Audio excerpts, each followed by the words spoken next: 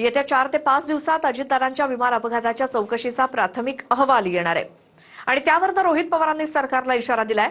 या अहवालामध्ये जर काही काळबेरक केलं तर उर्वरित 70% माहिती देखील उघड करू आणि मग ते सरकारला महागात पडेल असं रोहित पवार म्हणाले। बघूयात।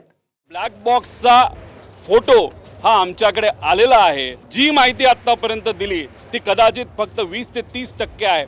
70% माहिती आम्ही मागे ठेवलेली आहे। त्याच्यामध्ये जर काळबेरं झालं हे फार सरकारला महागात पडू शकतं। अधिवेशनाच्या पहिल्या दोन्ही सभागृहात अजित पवारांच्या शोक प्रस्तावावर नेते बोलत होते, तर रोहित पवारांनी विमान अपघातावरून शंका उपस्थित केली।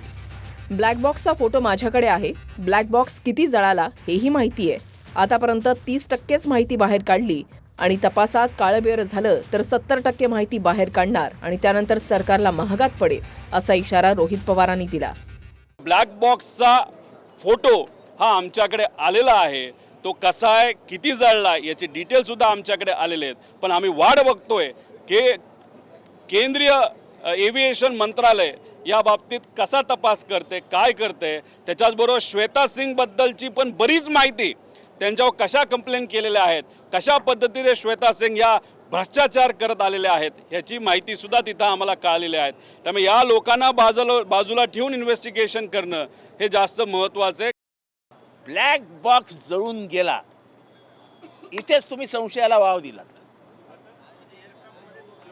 अरे ते भागच तसाचे तसा आहे। ब्लॅक बॉक्स ज्या ठिकाणी ठेवला जातो तो भाग त्या विमानाचा जशाच्या तसा त्या ॲक्सिडेंटच्या जागेवर पडलेला होता। आज दिवसभरात त्यांचा वेळ घेऊन ते पत्र व त्याच्याचबरोबर डिटेल रिपोर्ट पुराव्यासकट हे मुख्यमंत्री साहेबांना त्या ठिकाणी मी देईल। जी माहिती आतापर्यंत दिली ती कदाचित फक्त 20 ते 30% आहे। 70% माहिती आम्ही मागे ठेवलेली आहे। त्यामुळे जर तपास योग्य पद्धतीने होत नसेल आणि त्याच्यामध्ये जर काळबेरं झालं हे फार सरकारला महागात पडू शकतं। विधानसभेतही शोक प्रस्तावावर बोलताना रोहित पवारांना अश्रू अनावर झाले आणि अपघातामध्ये जे दोषी असतील त्यांना जेलमध्ये टाकल्याशिवाय स्वस्थ बसणार नाही असं पण रोहित पवारांनी बोलून दाखवलं। 40 वर्षांनी जेव्हा अजित काकांची माझी भेट होईल तेव्हा हा माझा लढा जो मी आता त्या ठिकाणी लढत आहे आणि अख्खा महाराष्ट्र त्या ठिकाणी लढत आहे, तेव्हा अजित काकांसमोर ताट मानेले मी तिथं उभा राहील आणि नक्कीच माझे काका माझ्या पाठीवर हात ठेवून म्हणतील, लढलास बरं का। हा जो छोटासा लढा पण महत्त्वाचा लढा त्या ठिकाणी मी व सर्वांनी तिथं हातात घेतलाय तो पूर्ण केल्याशिवाय राहणार नाही।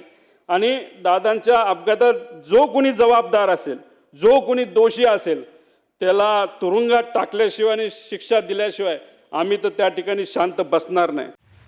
अधिवेशनाच्या पूर्वसंध्येलाच मुख्यमंत्री फडणवीसांनी सीबीआय चौकशी करणार असल्याचंही जाहीर केलं, पण विरोधकांनी अधिवेशनामध्ये मनातला संशय बोलून दाखवला। जी काही सीबीआय चौकशी आहे ती देखील आपण करणार आहोत। त्यांची नेहमीची पद्धत असते, पहिले प्रिलिमिनरी रिपोर्ट देतात आणि मग फायनल रिपोर्ट देतात, तर त्याची वाट आपण बघितली पाहिजे। ज्यांच्या मनात शंका आहे त्यांनी DGCAला त्या शंकांच्या संदर्भातलं एखादं पत्र लिहावं किंवा आमच्याकडे दिलं तर आम्ही देखील ते पत्र हे DGCA पर्यंत पोहोचतं करू। मुख्यमंत्री महोदय, मी आज तुमची मुलाखत वाचली, रोज वाचतोय। CBI मार्फत चौकशी करा, CID मार्फत चौकशी करा, DCGA मार्फत चौकशी करा, काय कशी चौकशी करा ती करा, पण महाराष्ट्राच्या मनामध्ये संशय आहे। महाराष्ट्राच्या सर्वसामान्य माणसाच्या जनतेला दादांचा अपघात झाला हे मन मानायला तयार नाही, तुमचंही मानायला तयार नाही आणि माझंही मानायला तयार नाही। कुठेतरी घातपात झालाय असंच वाटतं। काय झालं काय नाही झालं चौकशी अंती बाहेर येईल। हा अपघात कसा झाला, कशामुळे झाला, मला खात्री आहे आपण त्यात लक्ष घालाल आणि तांत्रिकदृष्ट्या हा अहवाल जो येईल त्याच्यामुळं महाराष्ट्रात असा अपघात कसा झाला याचा खुलासा स्पष्टपणे होणे आवश्यक आहे।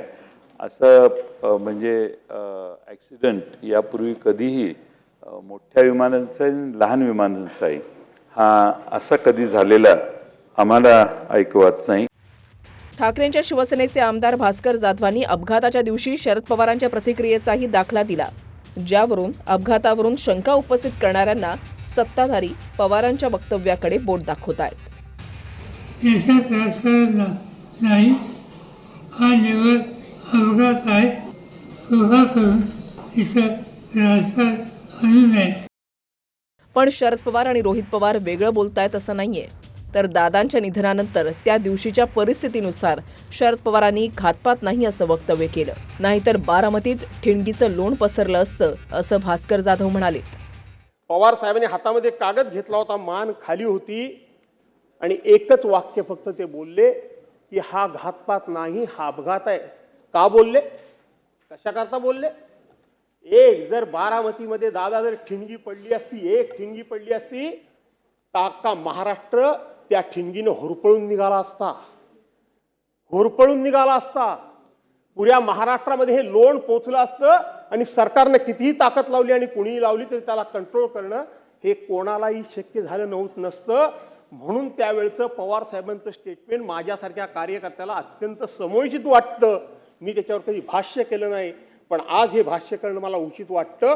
आणि म्हणून रोहित पवार आणि शरद पवार साहेब मांडतात ही भूमिका विसंगत नाही, तर त्या वेळची परिस्थिती आपण नजरेसमोर आणली पाहिजे.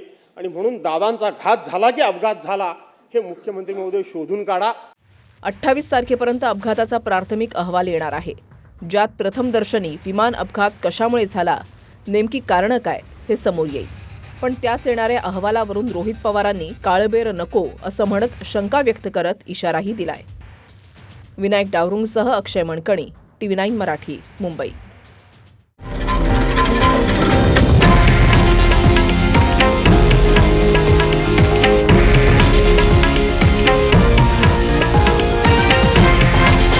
हे आहे देशातील नंबर 1 न्यूज नेटवर्क आणि आपण पाहत आहात TV9 मराठी, एकमेव.